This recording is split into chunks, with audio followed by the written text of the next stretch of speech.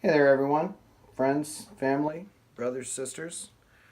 It's going to be a continuation of a book we're reading. It's an Ascension Handbook. It's by Tony Stubbs.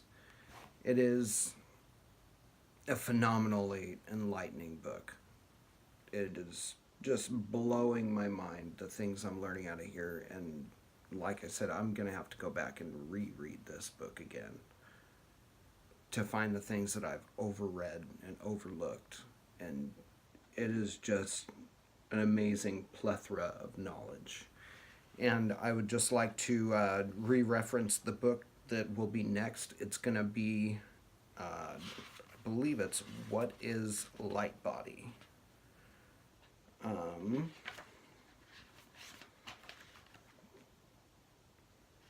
Gosh, where was that? He referenced it.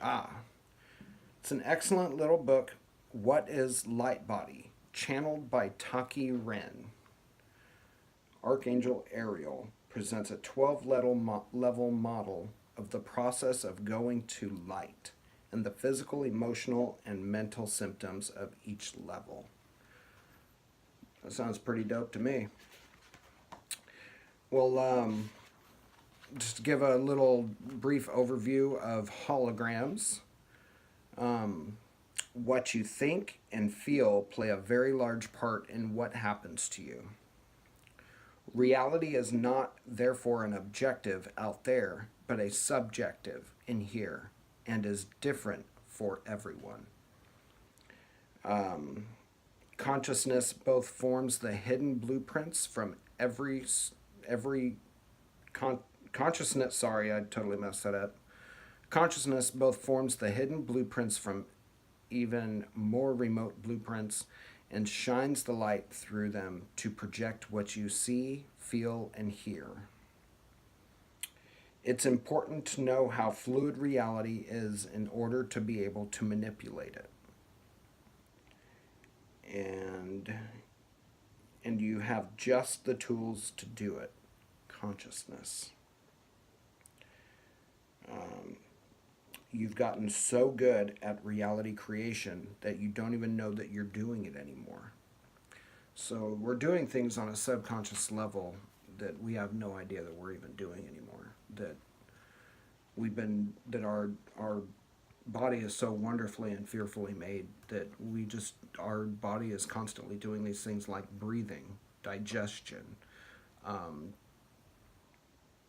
those are just two things that keep going, even though we don't think about having to breathe, we don't think about having to digest food. It just keeps happening without anything being directed at it, without the thought being concentrated on it. So let's go ahead and get into our next segment of part two. Part two is the nature of matter, and we are in standing waves. It's a short little. It's actually it's about 2 pages or a page and a half of what standing fields are, or standing waves. Sorry, standing waves are. So we'll probably get through that pretty quick, and then I'll stop it and leave it at that, and then I'll go ahead and pick up on energy fields. So, as a child, you've probably held a string tight with a friend and plucked it. A little wave zips down the string, hits your friend's hand, and comes back to you. It's energy that's moving along the string. The string moves up and down, not lengthwise. If you both pluck the string at the same time, two things can happen. If you get a double-sized wave in the middle, if you both pluck the string the same way, or the two waves cancel out if one of you plucked up and the other down. The two waves interfere with each other constructively. Man, I hate that. You use your phone for doing this, and then somebody calls you right in the middle of it. It stops your video and totally starts doing its own thing. Man, no phone call is more important than sharing this. None. I don't care if somebody's bleeding to death on the other side. I ain't gonna be able to help you if I'm on the other end of a phone. What am I gonna put a tourniquet on, dude? Uh, Sorry about the interruption, guys. Um, Constructively in the first case and destructively in the second case. So we're talking about the waves of a string traveling from, up the string and down the string between two people. And if they both pluck the string at the same time in the same way, then it'll create one huge wave in the center of the string where the two waves meet. If they both pluck, if one person plucks up and the other person plucks down, then the two waves will meet in the middle and cancel each other out. Probably won't even meet in the middle. It actually will probably just cancel it out. And yeah, I guess it'll meet in the middle still. I bet it will. Like physically, it sounds plausible. I'm gonna have to grab a string, tie it to a doorknob, and pluck the string and see what happens. Oh man, I'm gonna need a second person. I'm gonna have to con somebody into doing this little experiment with me. Um, so now imagine a shorter string held tight. They use the word taut, T-A-U-T. Okay, man, somebody's getting classy with their words. Now imagine a shorter string held tight like a guitar string. Pluck this and it makes a characteristic sound. What you did by plucking it was introduce raw energy into it. This pattern is a wave which has a wavelength, the same as the string's length, say 3 feet. Other waves also form, and they have wavelengths of a half, a third, a quarter, etc. of 12 and 9 inches in length. These waves are called wavelengths. The particular combination of standing waves is what gives an instrument its individual timbre, or sound signature. The important thing about our vibrating strings is that two identical strings under identical conditions will always generate the same natural and harmonic waves. And put two identical strings next to each other and pluck one, the plucked string puts out a field of sound energy which the other picks up because the second string is tuned exactly to the wavelengths that the first is generating. That is so true. I've experimented with sound waves and having two different lines, I use piano wire, and when you have them both tuned to the same pitch, if you pluck one, even though they're not connected in any way, the other one will actually transfer the sound. It will actually produce the same sound even though you never touch that string. All you have to do is just have them within the same vicinity. I had mine at 6 inches apart, not connected at all, not even on the same table. They were literally stretched out, one from the wall and the other from another wall, 6 inches apart, and they both made the same noise, even though I only touched one.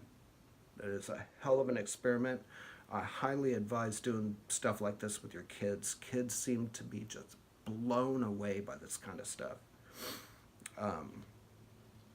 And it also forces them to think and to use different tools in their brain to analyze it and to put it to use. We can always open up our children's minds. That is the greatest gift to all mankind, is to give something to your kids. Everybody wants their kids to be better than them and to have better.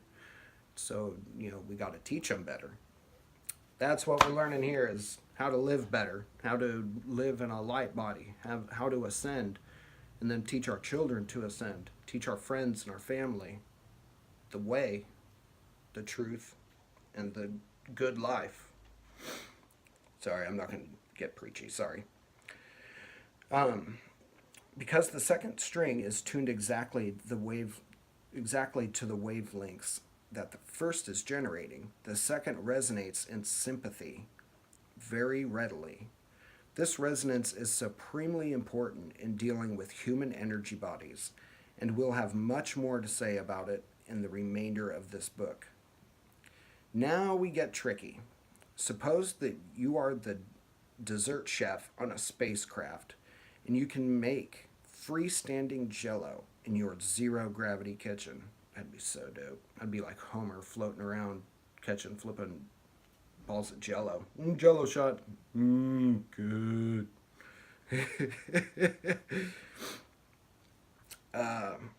It just holds together without a container. Suppose you make two kinds of jello, red and yellow.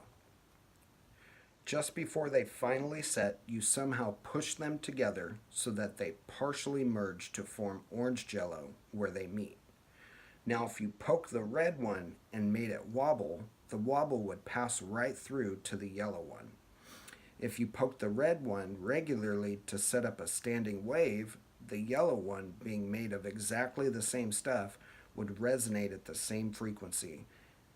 And imagine what would happen if you were clever enough to create the yellow one inside the red one. Think how the yellow jello would react. It's a mutation, man. You've just discovered an innate quality of fields and the phenomena of standing wave resonance between two fields.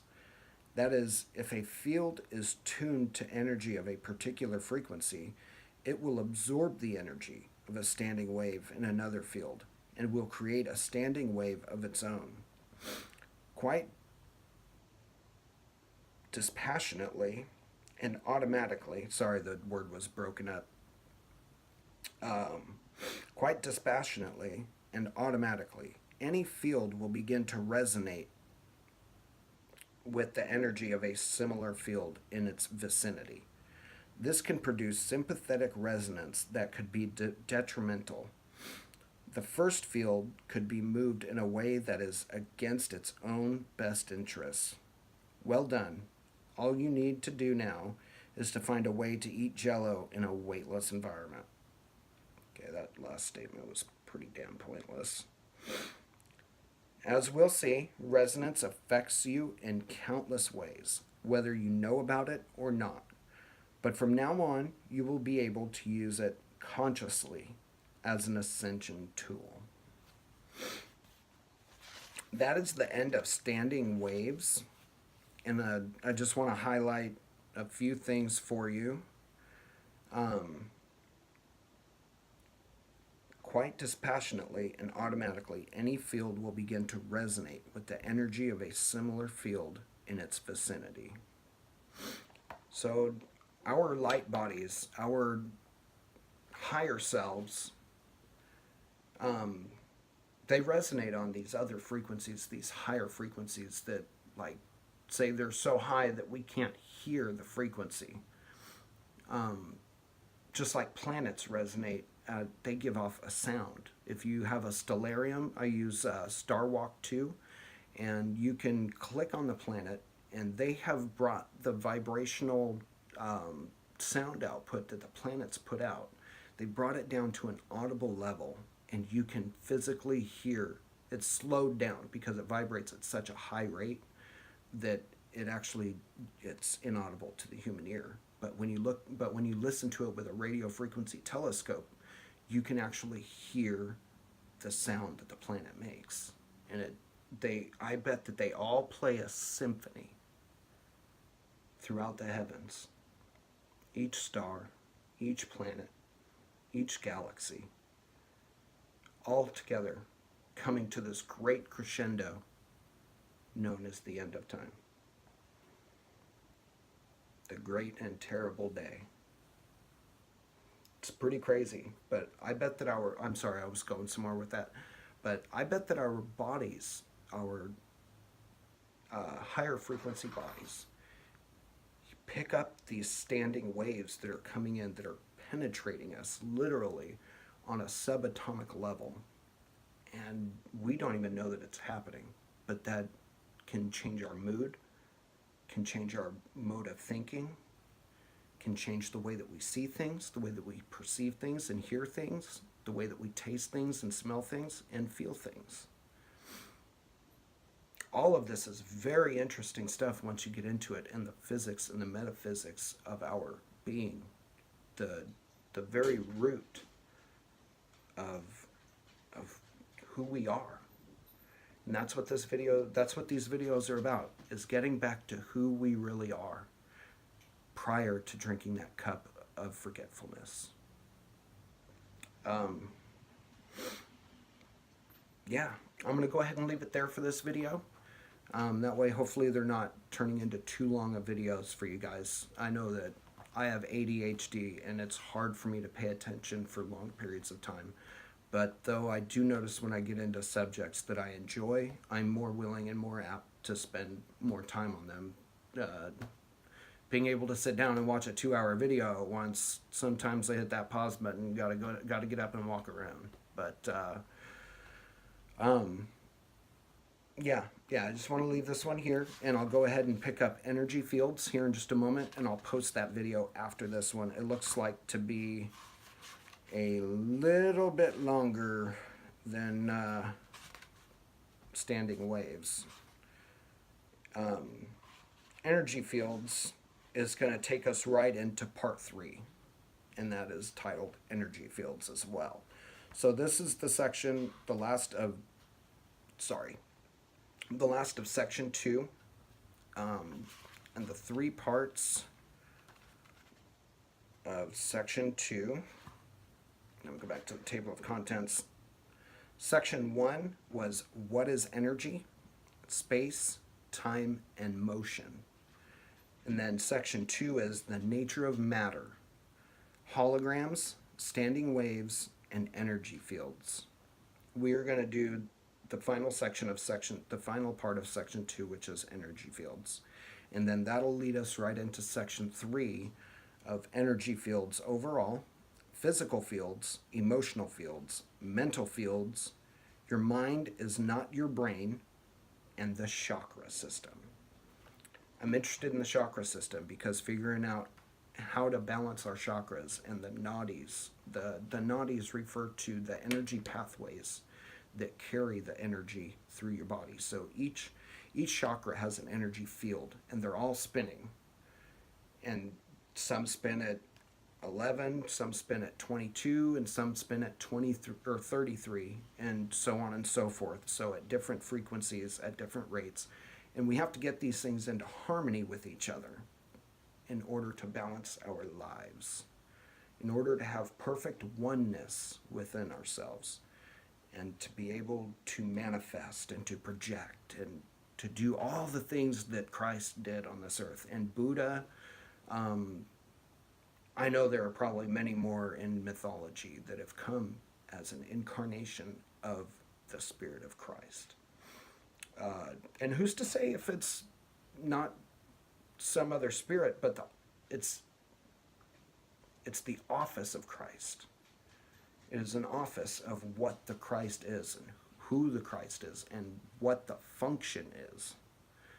It's not necessarily who it is, I'm sorry about that, but it's the function of the office, the deeds of that office. Like you have a mayor, and then you have a governor, and then you have a Senate member. They all are in government, but they all have different functions. They all have a different task.